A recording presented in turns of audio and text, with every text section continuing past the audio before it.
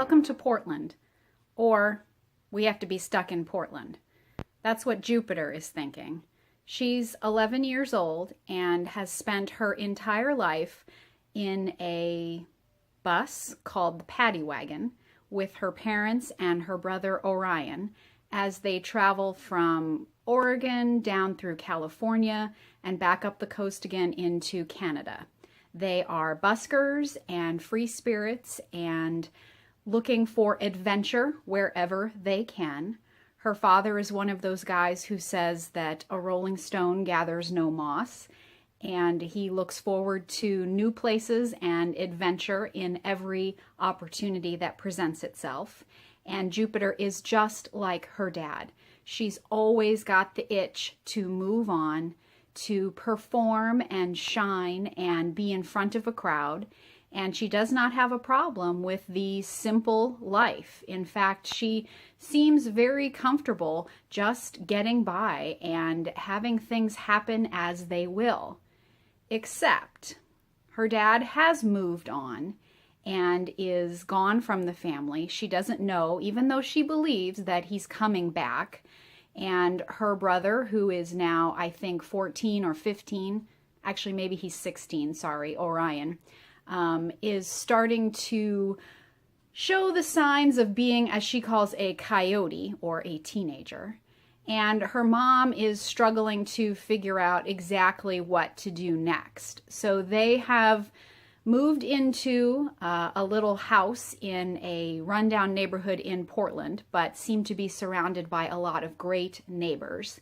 And it's her and her mom, because Orion has gotten a job and is staying elsewhere. And her, unbeknownst to the family, cousin Edom, who is from Africa. Her mom's sister Amy adopted Edom, and now Edom is staying with them. So Jupiter's life is completely turned upside down because she yearns to get back on the road and seek adventure. She misses her father desperately. She doesn't know what's happening to her brother or her mother, and things are very tense with this new 7-year-old girl who seems very selfish and obstinate and is definitely a tough customer for Jupiter to deal with. And yet she has a sense of optimism and opportunity and a lot of wisdom that comes out of her mouth that she tries to practice and does a pretty good job at it. But things are definitely topsy and turvy for this young girl at page 100 in Jane Kurtz's Planet Jupiter. I love the little bits of wisdom that Jupiter shares that her father mostly, but her mom too, has given her from their busking and vagabond life, including be open to possibilities. You don't need money or things to tie you down and make you happy. And as soon as you start thinking you need something in order to have the life that you want, you're trapped.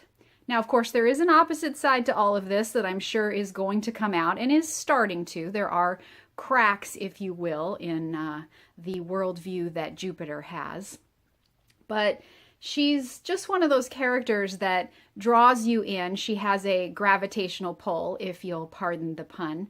And they talk a lot about that, the fact that she is the planet Jupiter for her family. And I've just so far enjoyed these 100 pages of getting to know this young woman. It's perfect, well, young girl, actually, she's only 11. This book is perfect for 4th grade and up. It's written in a very straightforward way. She's clear-eyed and yet a little obtuse, as kids are at that age. But I am enjoying my journey in Jupiter's galaxy, her solar system, I guess, and wondering how things are going to go with her and Edom, who is quite the character, and what exactly is going to happen in this new community where, at this point anyway, all Jupiter wants to do is get out on the street and start busking again to sing and perform and feel a little bit like her normal self so she can get some money together and get on the road and get the heck out of there.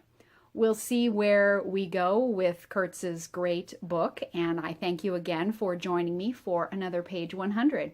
See you next time.